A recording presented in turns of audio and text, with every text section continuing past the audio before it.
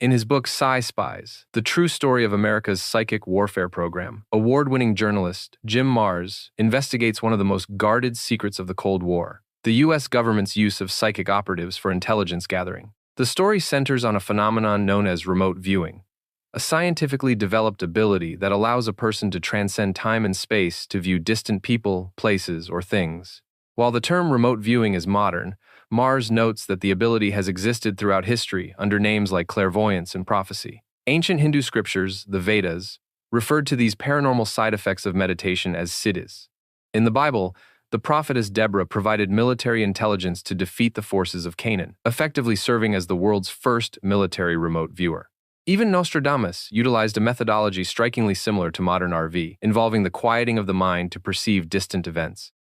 The modern scientific era of remote viewing began in the early 1970s at the Stanford Research Institute. Physicist Hal Puthoff and artist psychic Ingo Swann spearheaded the research, moving beyond simple card guessing to coordinate remote viewing. This breakthrough allowed a viewer to describe a location using only its latitude and longitude, eliminating the possibility of telepathic cueing between the researcher and the subject. The program was born out of a Cold War fear of a psychic gap in parapsychological research with the Soviet Union. As intelligence suggested, the Soviets were heavily funding psychotronics. The U.S. Army established an operational unit at Fort Meade under code names like Grill Flame and Stargate. The mechanics of a session were highly structured to separate the psychic signal from mental noise. A viewer typically sat in a bland, windowless room with a monitor who provided only target coordinates.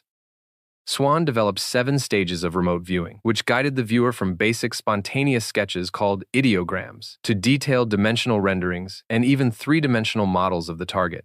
These Psi Spies were then utilized for high-stakes missions, including tracking Soviet submarines, identifying nuclear warheads, gathering intelligence on Saddam Hussein and the Iranian hostage crisis, and the identification of clandestine chemical weapon sites. However, the most mind-bending accounts are found in the Enigma files, where viewers were tasked with probing targets beyond Earth.